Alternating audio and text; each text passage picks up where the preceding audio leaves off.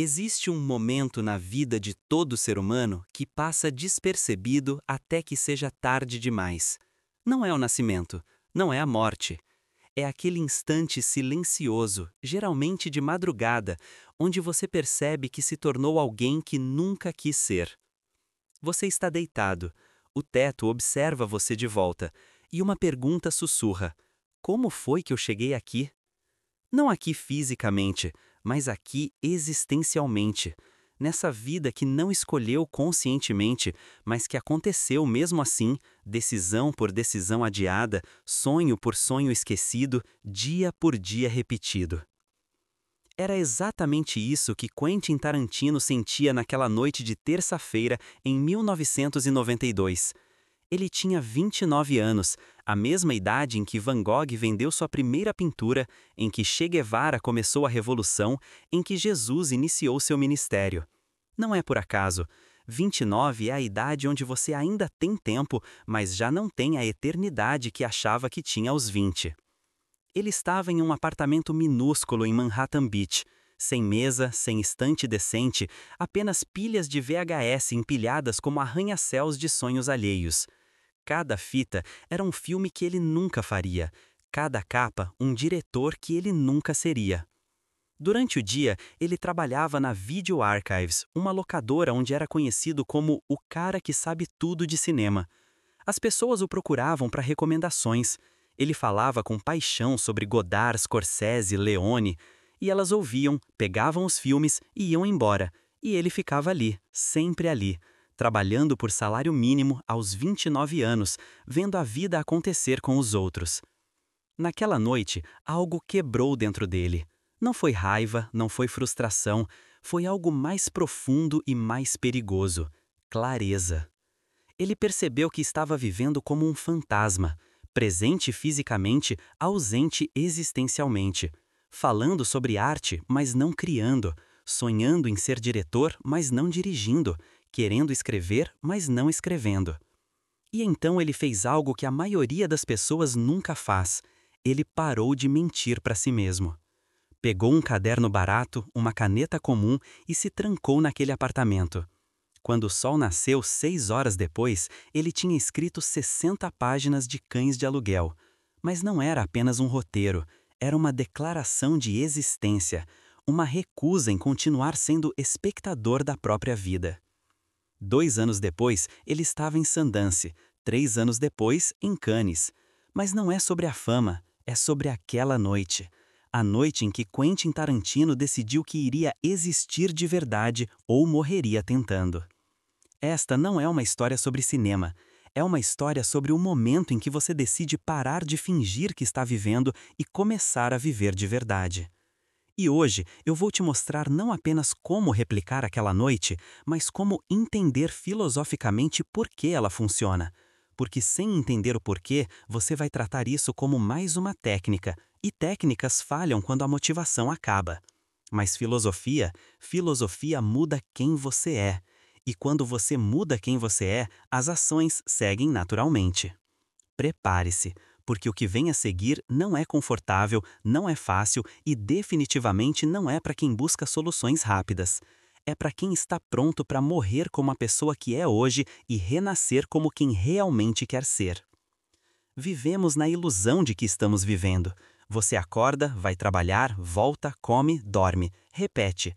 No fim de semana, talvez mude a ordem, mas a essência permanece. Você está em movimento, mas não está indo a lugar nenhum. Os gregos antigos tinham 2 palavras para tempo: cronos e kairos. Cronos é o tempo cronológico, segundos, minutos, horas, o tempo que o relógio mede. É o tempo que passa enquanto você está no trânsito, na fila do banco, scrollando o feed infinito das redes sociais. É tempo mecânico, vazio. Kairos é o tempo do momento certo, o instante de oportunidade, de decisão, de transformação. É quando você pede alguém em casamento, é quando você pede demissão, é quando você finalmente confronta aquela verdade que estava evitando. É tempo carregado de significado. A maioria das pessoas vive em Cronos e nunca experimenta Kairos. Elas medem a vida em anos, mas nunca vivem um único momento verdadeiramente transformador. Tarantino viveu 29 anos em Cronos, mas aquela noite foi puro kairós. O sono de Kierkegaard. Søren Kierkegaard, filósofo dinamarquês do século XIX, descreveu a condição humana moderna de forma brutal. Ele disse que a maioria das pessoas vive em desespero inconsciente. Você não está conscientemente desesperado, não está chorando no chuveiro todos os dias, mas existe um desespero silencioso, subterrâneo, que você carrega sem nem perceber. É o desespero de não estar sendo quem você deveria ser, de estar existindo sem viver. Kierkegaard chamava isso de estar adormecido para si mesmo. Você funciona, você produz, você interage, mas não está verdadeiramente presente. Está em piloto automático, guiado por hábitos, expectativas sociais, medos disfarçados de prudência. E o pior, você se convence de que está tudo bem, porque se você admitir que não está, terá que fazer algo a respeito, e fazer algo assusta mais do que continuar no automático. Mas tem um momento raro, precioso, aterrorizante, onde você acorda, onde o desespero inconsciente se torna consciente, onde você finalmente vê que está desperdiçando a única vida que tem. Para Tarantino, foi naquela noite de terça-feira. Para você, pode ser agora, lendo isso, pode ser daqui a 5 anos, ou pode nunca acontecer, e você vai morrer sem nunca ter realmente vivido. Sartre e a náusea da liberdade. Jean-Paul Sartre, filósofo existencialista francês, escreveu que o ser humano está condenado a ser livre. Parece paradoxal. Como você pode ser condenado à liberdade? Liberdade não é algo bom? Mas Sartre entendeu algo fundamental. Liberdade é uma maldição, porque com ela vem responsabilidade total. Você não pode culpar ninguém, não pode culpar o destino, Deus, os pais, a sociedade. Você é livre, completamente. E isso significa que tudo que você é, tudo que você se tornou, foi escolha sua. Mesmo quando você acha que não escolheu, escolheu. Porque não escolher já é uma escolha. Você não escolheu mudar de emprego, escolheu ficar. Você não escolheu terminar aquele relacionamento tóxico, escolheu continuar. Você não escolheu perseguir aquele sonho, escolheu desistir dele. E isso é nauseante, literalmente. Sartre usa a palavra náusea para descrever o sentimento que você tem quando percebe isso. É desconfortável, quase insuportável, porque com essa consciência vem a impossibilidade de se esconder. Tarantino chegou nesse ponto. Ele não podia mais culpar Hollywood por não dar chance, não podia mais culpar a falta de dinheiro, não podia mais culpar circunstâncias. Ele era livre, completamente. E isso significa que se ele não escrevesse aquele roteiro, seria apenas por covardia. Então ele escreveu, não porque era corajoso, mas porque a alternativa, continuar fingindo, era insuportável. A pergunta que ninguém quer responder. Agora, deixa eu te fazer uma pergunta, e você vai querer fugir dela, vai querer racionalizar, justificar, adiar, mas responde com honestidade. Se você morresse hoje, você morreria como quem queria ser? Não tô falando de conquistas externas, não tô falando de dinheiro, casa, carro. Tô falando de essência, de identidade, de quem você é quando está sozinho e ninguém está olhando. Você é corajoso ou covarde? Você é honesto ou dissimulado? Você é criador ou espectador? Você é vivo ou está apenas sobrevivendo? Se a resposta te incomoda, parabéns, você acabou de acordar. E acordar dói, mas é o primeiro passo. Nietzsche e o ato de tornar-se. Friedrich Nietzsche é mal interpretado. As pessoas acham que ele era nihilista, que pregava a destruição de valores. Mas Nietzsche não era sobre destruir, era sobre criar. Ele disse, torna-te quem tu és. E novamente, parece paradoxo. Como você se torna quem já é? Mas Nietzsche não está falando sobre descobrir, está falando sobre inventar. Você não tem uma essência fixa esperando para ser revelada. Você é um projeto em andamento e cabe a você decidir quem será. Ele usava a metáfora do escultor. Você é simultaneamente o mármore e o escultor. Você é a matéria-prima e o artista. E todo dia, com cada escolha, você esculpe. O problema, a maioria das pessoas deixa as circunstâncias esculpirem por elas, deixa a opinião alheia guiar o cinzel, deixa o medo ditar onde cortar. E no final, em vez de uma escultura intencional, você tem uma forma acidental, não planejada, não desejada, mas existente. Tarantino poderia ter deixado a vida esculpir ele em funcionário de locadora para sempre. As circunstâncias estavam empurrando nessa direção, mas ele pegou o cinzel e começou a esculpir algo diferente. A vontade de poder. Nietzsche tinha outro conceito crucial, Wille zur Macht, vontade de poder. Não é sobre dominar outros, é sobre dominar a si mesmo. É sobre ter poder sobre suas próprias ações, pensamentos, escolhas. É sobre não ser levado pela corrente, mas nadar ativamente, mesmo contra ela. A maioria das pessoas vive sem vontade de poder. Elas reagem, são passivas, deixam a vida acontecer com elas em vez de por elas. E aqui está a tragédia. Esse modo passivo parece mais fácil, parece menos trabalhoso, mas no fundo é torturante, porque você sabe, mesmo sem admitir, que está desperdiçando algo precioso. Exercer vontade de poder é cansativo, exige decisão constante, exige assumir responsabilidade total, mas é libertador. Porque mesmo quando você falha, e vai falhar, a falha é sua. Você pode aprender, ajustar, tentar de novo. Mas quando você está no modo passivo, quando você deixa a vida acontecer, não há nem falha, há apenas deriva. E deriva não ensina nada. Dostoiévski e o sofrimento consciente. Fyodor Dostoiévski quase foi executado.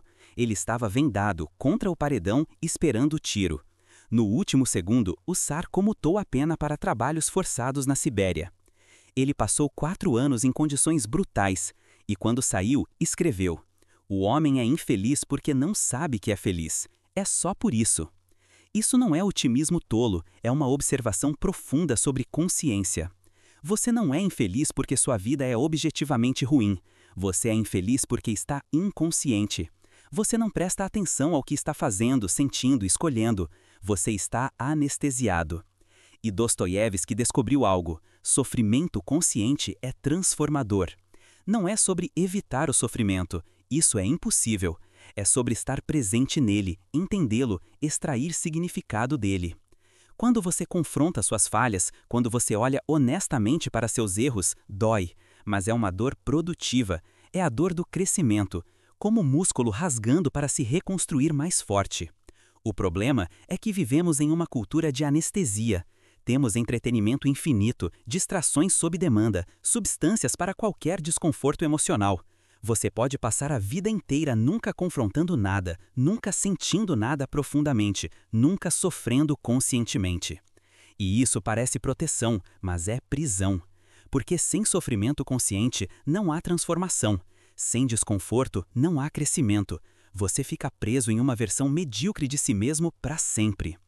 Tarantino poderia ter continuado anestesiado. Mais um filme alugado, mais uma cerveja, mais um dia desperdiçado. Mas ele escolheu o caminho difícil, confrontar o vazio da própria existência e fazer algo a respeito. Camus e o absurdo da criação. Albert Camus, filósofo argelino-francês, escreveu sobre o absurdo. Ele usou o mito de Sísifo, o homem condenado a empurrar uma pedra montanha acima eternamente apenas para vê-la rolar de volta como metáfora da condição humana. Você trabalha, luta, constrói e então morre. Tudo que você fez desaparece. Então qual é o sentido?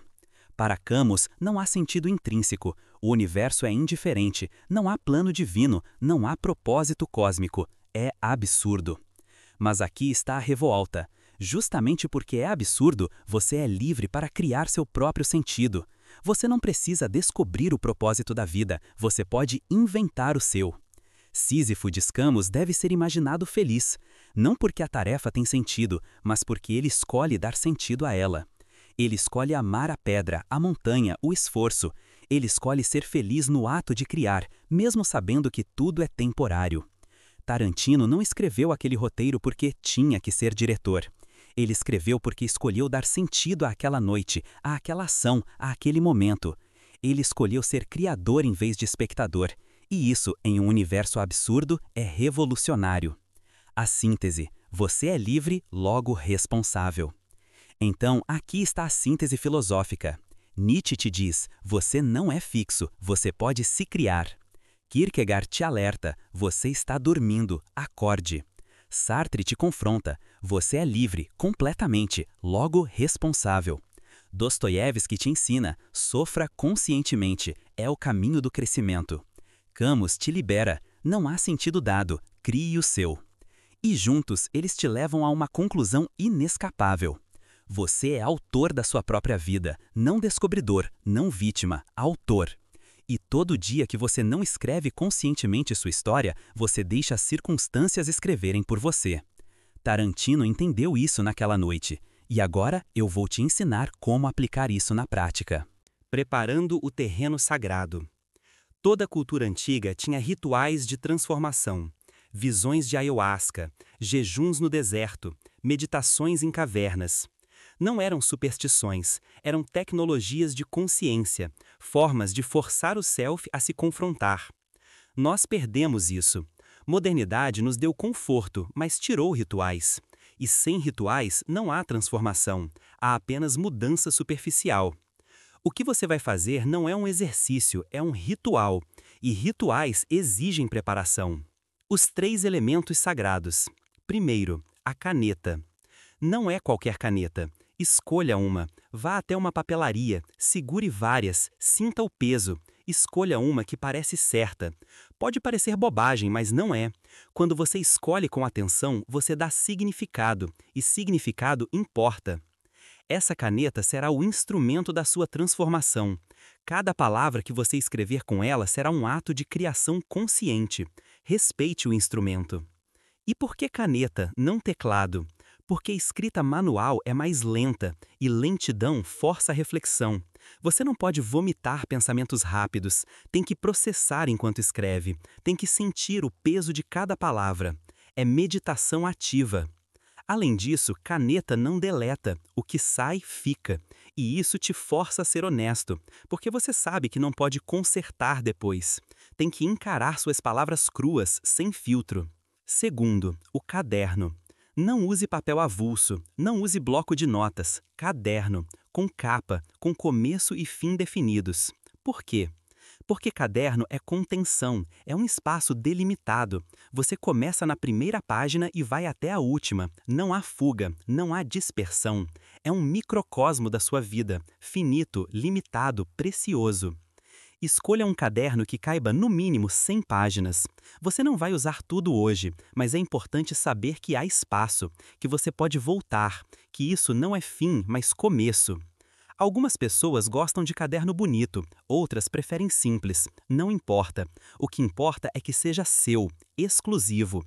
Esse caderno não será compartilhado, não será postado, não será mostrado. É entre você e você. Terceiro, o silêncio. Esse é o elemento mais difícil de conseguir no mundo moderno. Silêncio real, não apenas ausência de barulho, mas ausência de estímulos. Você vai precisar de no mínimo 3 horas, preferencialmente de madrugada, quando o mundo dorme. Por quê? Porque de madrugada as máscaras sociais caem. Durante o dia você é filho, pai, funcionário, amigo, múltiplos papéis.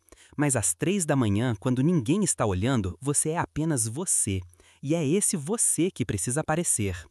Então, escolha uma noite, não quando tiver tempo, uma noite específica, amanhã, sexta, domingo, marca no calendário, avisa quem precisa saber. Desligue celular, não modo silencioso, desligue. Desconecte a internet se necessário. Tire relógio. Você não pode estar medindo tempo. Tempo cronológico, cronos, precisa desaparecer para que tempo significativo, kairos, possa emergir. Escolha um lugar onde você não será interrompido. Pode ser seu quarto, pode ser a sala. Se você mora com outras pessoas, explique. Preciso de 3 horas sozinho. É importante. Não precisa explicar mais que isso. A preparação mental. Antes de começar, você precisa fazer um exercício mental. É desconfortável, mas necessário. Imagine que você vai morrer em 6 meses. Não de forma mórbida, mas factual. Você descobriu que tem 6 meses de vida. Agora responde, o que você faria diferente a partir de hoje? Não estou falando de bucket list turística, estou falando existencialmente. Você continuaria no mesmo emprego, no mesmo relacionamento, com os mesmos hábitos, morando no mesmo lugar, tendo as mesmas conversas? Provavelmente não, né?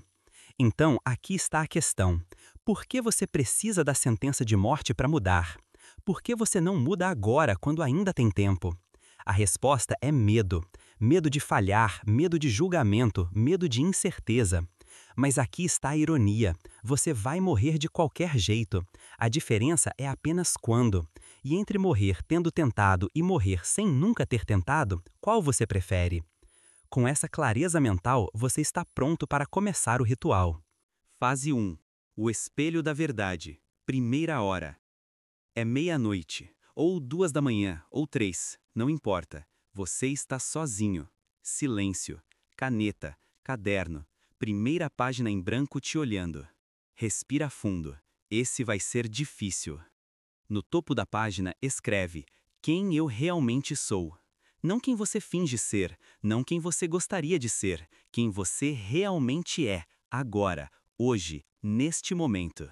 E então começa a escrever, sem filtro, sem censura, sem julgamento. Eu sou alguém que. Eu sou alguém que. Eu sou alguém que mente sobre. Eu sou alguém que tem medo de. Exemplos reais que você vai querer evitar, mas precisa encarar. Eu sou alguém que diz que vai acordar cedo e nunca acordo. Eu sou alguém que critica outros por não tentarem, mas eu mesmo não tento.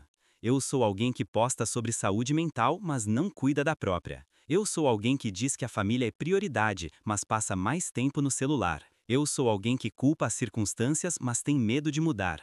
Isso vai doer, vai. Você vai querer parar, vai querer racionalizar. Ah, mas eu tenho motivos para. Não, sem motivos, sem justificativas, apenas verdade crua. Continue escrevendo até sentir que esgotou, até achar que não tem mais nada, e então escreve. E o que mais? Porque sempre tem mais. A mente esconde as verdades mais dolorosas no fundo, você precisa escavar. Tarantino fez isso. Ele escreveu: eu sou alguém que fala sobre cinema, mas não faz cinema. E essa frase quebrou algo nele, porque ele não podia mais fingir que estava fazendo o suficiente. Quando você finalmente parar de escrever, e pode levar 1 hora inteira, vai sentir algo estranho. Não é alívio ainda, é exposição, como se tivesse tirado a roupa em público, vulnerável, mas necessário. Fase 2. O inventário dos fantasmas. Segunda hora. Nova página, novo título. Os fantasmas que me assombram. Fantasmas não são literais, são as coisas não ditas, não feitas, não resolvidas. São os arrependimentos, os ressentimentos, as promessas quebradas. São todas as versões de você que morreram antes de nascer. Pergunta guia: o que eu deveria ter feito, mas não fiz? Pode ser a conversa difícil que você evitou, o pedido de desculpas que nunca deu, o emprego que não teve coragem de pedir, o relacionamento que deixou morrer por negligência, o sonho que abandonou sem tentar, o talento que nunca desenvolveu por medo de não ser bom o suficiente. Escreve tudo, cada fantasma, cada arrependimento, cada IC. Mas aqui está o truque. Não escreva apenas deveria ter feito X, escreva por que não fez. Qual foi o medo real? Qual foi a desculpa? Exemplo: deveria ter pedido demissão do emprego que odeio. Não fiz porque tenho medo de não conseguir outro, porque acredito que não sou bom o suficiente, porque prefiro a segurança da miséria conhecida à incerteza da liberdade. Vê como isso é mais profundo? Você não está apenas listando, está entendendo. Dostoiévski disse: o inferno é não poder mais amar. Sabe por quê? Porque quando você carrega fantasmas, você não tem espaço para amor. Você está sempre no passado, sempre no deveria ter, e enquanto você vive lá, não vive aqui. Essa fase é dolorosa, mais que a primeira, porque é confronto não apenas com quem você é, mas com quem poderia ter sido e não foi. Mas não fuja, escreve até cansar, até sentir que botou para fora todo o veneno acumulado, e quando terminar, respira fundo. Você acabou de fazer algo que a maioria das pessoas nunca faz, olhou de frente para suas sombras. Interlúdio, o Vale da Sombra. Nesse ponto você vai querer parar, sério, você vai pensar: isso é masoquismo, por que estou fazendo isso comigo? É normal. Carl Jung, psicólogo suíço, chamava isso de integração da sombra. Todo mundo tem uma sombra, a parte de si mesmo que esconde, que nega, que reprime. E quando você finalmente olha para ela, é como olhar para um monstro. Mas aqui está o segredo. A sombra só é monstruosa enquanto está escondida. Quando você a traz à luz, quando você a nomeia, quando você a escreve no papel, ela perde poder sobre você. Você não está sendo fraco ao fazer isso, está sendo corajoso, porque coragem não é ausência de medo, é ação apesar do medo. Então levanta, bebe água, caminha um pouco, mas não liga celular, não foge para distração, apenas respira. E quando estiver pronto, volta, porque agora vem a parte transformadora.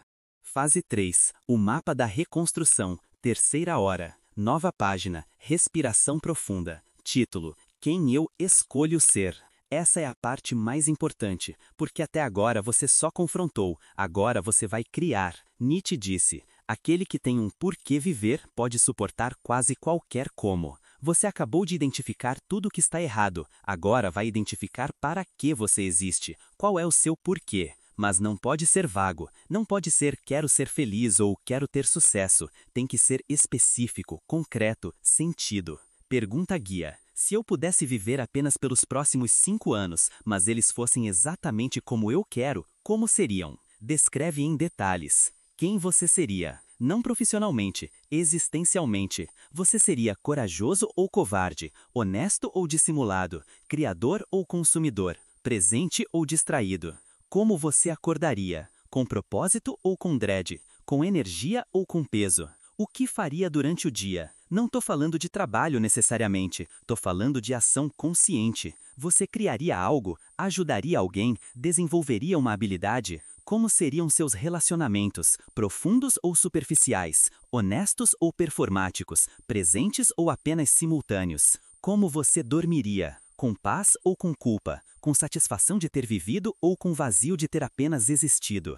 Escreve tudo. Pinta o quadro completo da vida que você escolhe criar. Não a que você acha que deveria querer, não a que impressionaria os outros, a que faria você acordar animado todo dia, mesmo sabendo que vai morrer em 5 anos. Quando terminar de escrever essa visão, você vai sentir algo diferente. Não é alívio ainda, é possibilidade. Pela primeira vez na noite, você não está olhando para trás, está olhando para frente. E então vem a parte mais prática.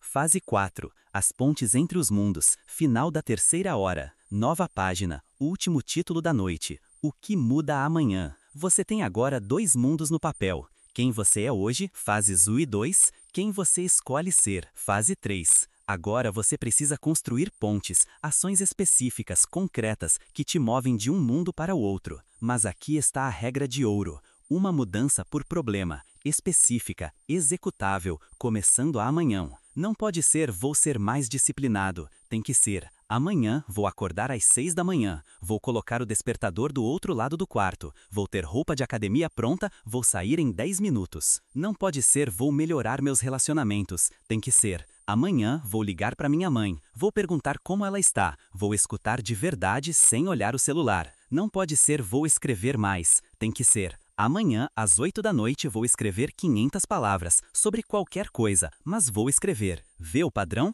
Específico, temporal, acionável. Faz isso para cada problema que você identificou. Se você listou 20 problemas, você terá 20 ações. E de repente você tem um plano. Mas tem uma última coisa para escrever, a mais importante. No fim dessa página, depois de todas as ações, escreve isso. Eu, fulano de tal, em data e hora exatas, decidi parar de ser espectador da minha própria vida. Tudo que escrevi hoje não é desejo, é compromisso. Eu vou falhar, várias vezes, mas não vou desistir, porque a alternativa, continuar dormindo, não é mais aceitável. Eu escolho existir de verdade, e essa escolha começa amanhã, às hora específica. Assina embaixo, com o nome completo, como se fosse contrato notarizado, porque é um contrato com a única pessoa que importa, você. O silêncio depois da tempestade. Quando você finalmente colocar a caneta no papel pela última vez, vai sentir algo estranho. Exaustão, sim, mas não apenas física. É exaustão existencial. Como se você tivesse corrido uma maratona interna. Olha para o caderno. Quantas páginas você encheu? 10, 20, 50? Não importa o número. O que importa é o peso. Você pode sentir. Esse caderno não é apenas papel mais. É mapa, é espelho, é testemunho. Tarantino olhou para aquelas 60 páginas e chorou. Não de tristeza, de alívio. Porque pela primeira vez em anos, ele não estava apenas falando sobre fazer cinema. Ele estava fazendo. A tentação do arrependimento. Nos dias seguintes, você vai sentir vontade de queimar o caderno, ou esconder, ou ler e pensar: que melodrama ridículo. Não faça isso. Essa é sua mente tentando voltar ao conforto da negação, porque confrontar verdades é desconfortável. É muito mais fácil voltar ao automático. Mas você não pode, não depois disso. Porque você viu, você sabe. E uma vez que você sabe, fingir que não sabe é tortura. Então guarda o caderno em algum lugar seguro. E todo dia, antes de dormir, abre e lê uma das ações que você se comprometeu. Apenas uma. E pergunta: eu fiz isso hoje? Se sim, marca. Se não, não se pune. Apenas pergunta: por quê? E tenta de novo amanhã. O erro fatal que a maioria comete. Aqui está onde 90% das pessoas falham. Elas fazem a noite de confronto, sentem o impacto, mas não seguem com ação consistente. Elas acham que a noite sozinha vai mudar tudo, mas não vai. A noite é apenas o começo. É um momento de kairós, mas depois vem Cronos de novo. E no Cronos é a execução diária que importa. Tarantino não virou Tarantino porque escreveu aquela noite. Ele virou Tarantino porque depois daquela noite, todo dia ele escrevia. Mesmo quando não tinha inspiração, mesmo quando o roteiro estava ruim, mesmo quando ninguém acreditava. A noite é o ritual de iniciação, mas o resto da vida é o teste real. A filosofia da consistência. Aristóteles disse: somos o que repetidamente fazemos. Excelência, então, não é um ato, mas um hábito. Você não se torna corajoso fazendo um ato corajoso. Você se torna corajoso repetindo atos corajosos até que coragem seja sua natureza. Você não se torna escritor escrevendo uma vez. Você se torna escritor escrevendo todo dia até que escrever seja quem você é. Então o caderno é apenas o primeiro passo. O resto é repetição consciente. É acordar todo dia e escolher de novo. Escolher ser quem você decidiu ser, mesmo quando é difícil, especialmente quando é difícil. O que aconteceu com Tarantino? Cães de Aluguel estreou em 1992.